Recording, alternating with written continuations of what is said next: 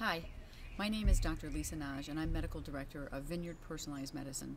It's a new practice I started in 2010 to deal with people who have problems that haven't been dealt with well enough in other medical practices. I do deal with people with chronic fatigue and chemical sensitivity or intolerance, and I can handle most chronic ailments and add something to your existing care, really no matter what's wrong.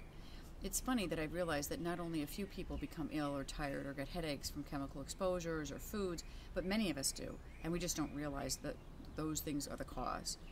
I've experienced this firsthand, and I can tell you that we were all somewhere on a scale of 1 to 10 of being a little chemically sensitive, and that no one's a 0.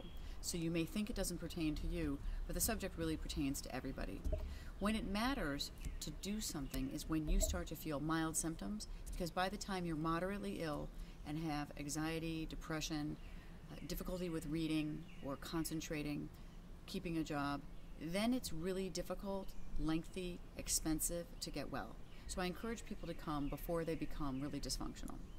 Why should you see an integrative or an environmental physician? Because we approach things in a little more scientific and rigorous way about why have you gotten sick?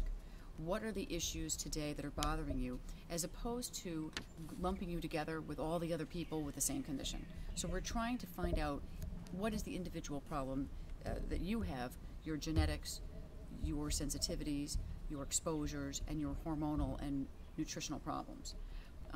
What problems do we cover? Well, everything from chemical sensitivity and mold exposure, as well as neurologic disease, autoimmune disease, mothers who produce autistic children, families that are ill, people who have mental health problems like anxiety and depression, and can't figure out why. Basically, anybody would benefit from this kind of care if we could all afford it.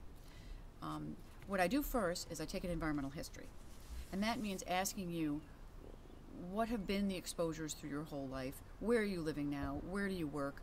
What are the precipitants of your problems on a daily basis? When do you feel sick? When did you become ill? Was it 6 years ago or 26 years ago? And trying to figure out what happened back then and trying to ameliorate it now. We consider a traditional surgical and emergency medicine approach for acute problems, but chronic medicine, chronic medical care is not what it should be. We have all these chronic diseases with inflammation like diabetes and cardiovascular disease and Alzheimer's, and we do not really know how to approach these in a preventive way. And integrative medicine in general focuses on diet and chelation, and I do not focus on chelation. I do focus on everything that we know that can be done for a patient and include environmental medicine techniques. I've been trained in these techniques at the American Academy of Environmental Medicine, and I've attended other meetings, from autism meetings, chronic Lyme meetings, the integrative medicine people. All of those doctors have been my mentors, and I don't really think the label matters too much, what we call the practice, but it is a combination of traditional medicine and more liberal approaches, which I would call environmental and integrative medicine. First of all, I'm trained in emergency medicine, and my background is that I attended undergraduate school at University of Pennsylvania, and I went to Cornell Medical School. So I have a traditional background. Until I became sick, I was not able to appreciate the importance of these fields. Anyway, I'm going to get back into exactly how I practice. The areas that I will delve into include hormone insufficiency, and I'll have some other tapes that go into each hormone, why we're testing it, what the symptoms are, and give you some details so you can figure out what your problems are. Do you have adrenal insufficiency? Do you have low sex hormones, thyroid dysfunction, that kind of thing.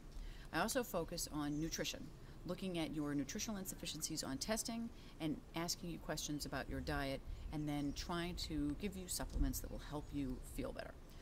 I also focus on environmental exposures, including molds, mycotoxins, pesticides, heavy metals, and anything else you can think of that can cause autoimmunity or toxicity.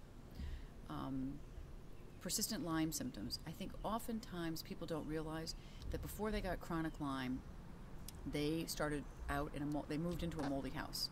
And there are other precipitants of immune damage besides mold exposure, but something happens to somebody's body, then they have a tick bite, they can't fight off Lyme disease, and then it is all downhill from there because chronic antibiotics are not the way to go. You need to be able to fix the immune system and have the person have good adrenals, good thyroid, good nutrition, maybe intravenous vitamins and other things.